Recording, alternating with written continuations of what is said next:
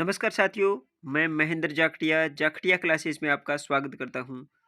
आज हम बाल विकास और शिक्षा शास्त्र की ये दूसरी क्लास जिसके अंदर हम मनोविज्ञान का विकास क्रम पढ़ने जा रहे हैं। आज का जो टॉपिक है, कल की वीडियो में अगर आपने जो कल का वीडियो वैसे तरीके से नहीं देखा तो जाके वो वीडियो देखिए, जिसके अंदर हमने इस मनोविज्ञान के इस पाठ्यक्रम का पूरा लेखा जोखा तैयार किया है। और इस आधार पर आज हम टॉपिक नंबर 1 को पढ़ने के लिए जा रहे हैं, मनोविज्ञान का विकास क्रम। बाल विकास और शिक्षा शास्त्र में अगर हम देखें स्टेप बाय स्टेप पढ़ने में, तो सबसे प्रथम पंक्ति पर आता है मनोविज्ञान का विकास क्रम। मनोविज्ञान का विकास क्रम के अंदर मनोविज्ञान ने किस किस तरीके से अपने आप को डेवलप किया, किस तरह से अपने विकास क्रम को आगे बढ़ाया, किन किन वैज्ञानिकों ने क्या क्या योगदान दिया इसके विकास को आगे तक ले जाने तक, और ये शिक्षा के क्षेत्र में कब आया, ये आदि जो जानकारी है वो हम इस वीडियो के माध्यम से पढ़ेंगे।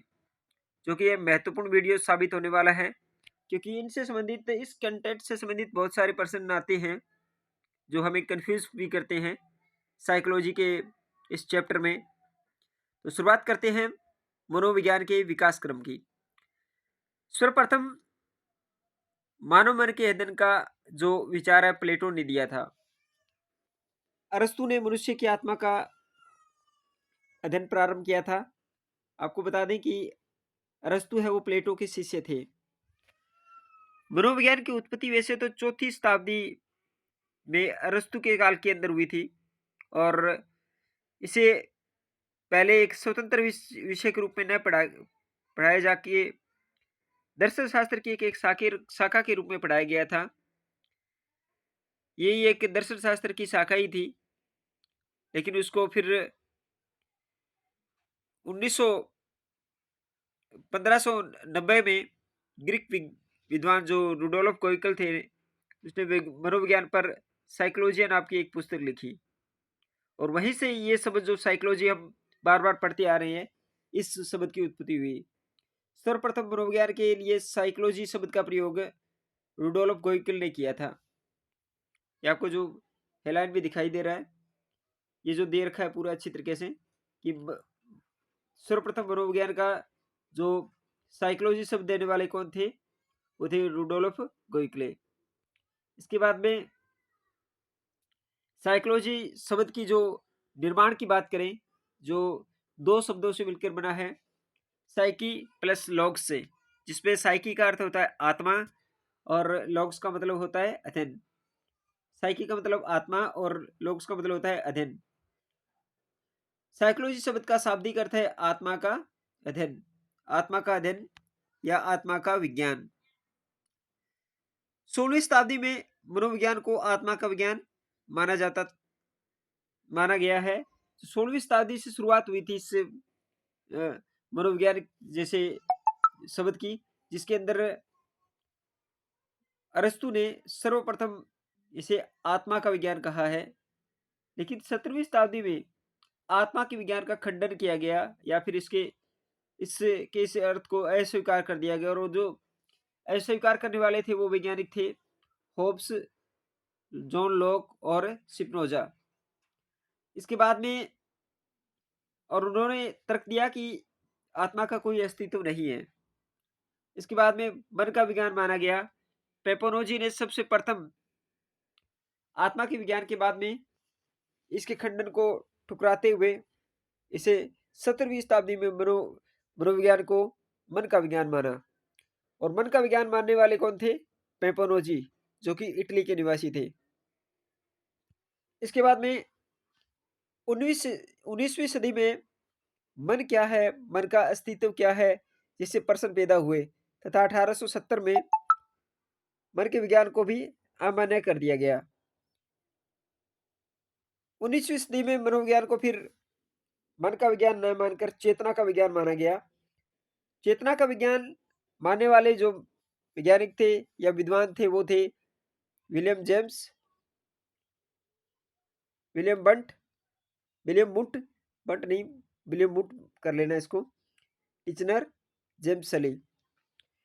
ये जो मैं कंटेंट तैयार कर लेके आ रहा हूँ, जो पीडीएफ तैयार करके लेके आ रहा हूँ, बहुत ही गिनी-चुनी किताबों से और बढ़िया तरीके से आरबीएससी की जो 11वीं-12वीं की किताब लगती है साइकोलॉजी की, उनसे ये जो टोटल पूरा चैप्टर है वो आपका तैयार किया जा रहा है, जिसके अंदर और जो एमए साइकोलॉजी की जो किताबें हैं, उनसे भी मैटर है वो सेलेक्ट करके इस तरह की स्लाइड तैयार की जा रही है, ताकि आप तक वो सोर्स पहुंचे जिस तक पहुंचने के लिए आपको कई किताबें खरीदनी पड़ेगी।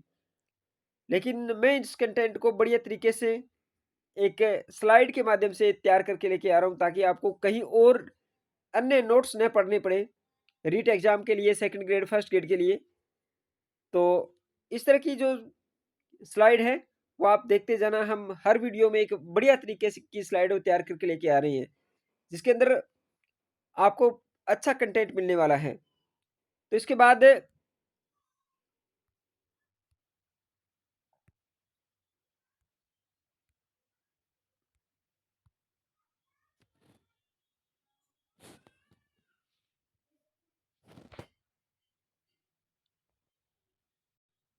सॉरी, कुछ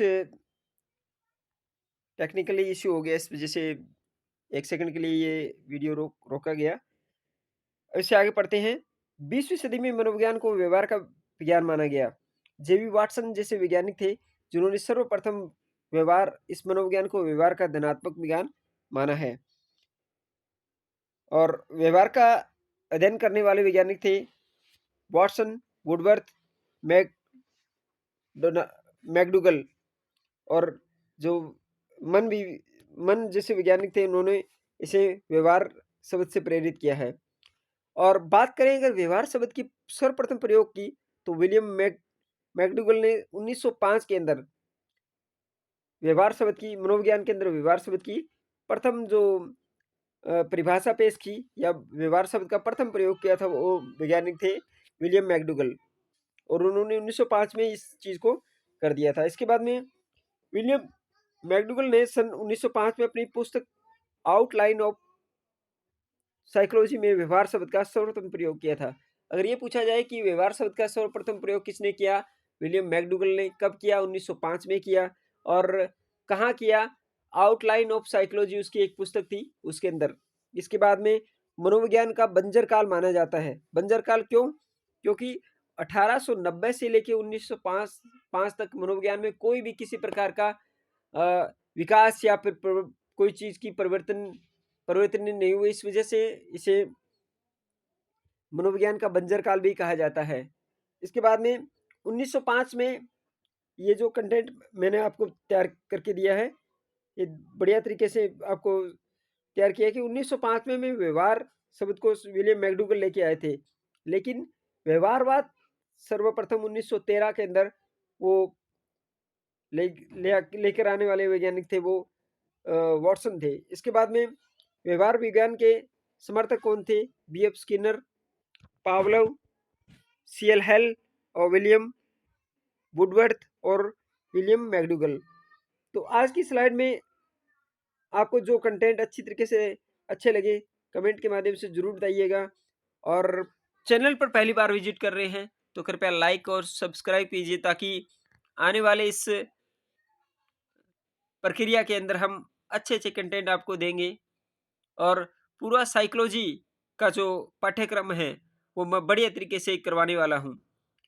जो कल हमने अनुक्रमिका पढ़ी थी, उसके अंदर हम जितने भी टॉपिक हैं वो बढ़िया तरीके से एक एक स्लाइड के माध्यम से, और आप अपने नोट डाउन करते हुए, अगर कोई नया विद्यार्थी है तो वो भी इस चीज़ को बढ़िया तरीके से सीख सकता है कि साइकोलॉजी को कैसे पढ़ा जाता है और स्टेप बाय स्टेप किस तरह से पढ़ा जाता है।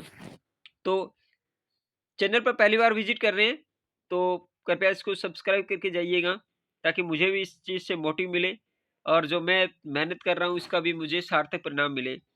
आज के इस वीडियो में इतना ही। मिलते हैं नेक्स्ट वीडियो में। तब तक के लिए धन्यवाद। जय भारत, जय हिंद।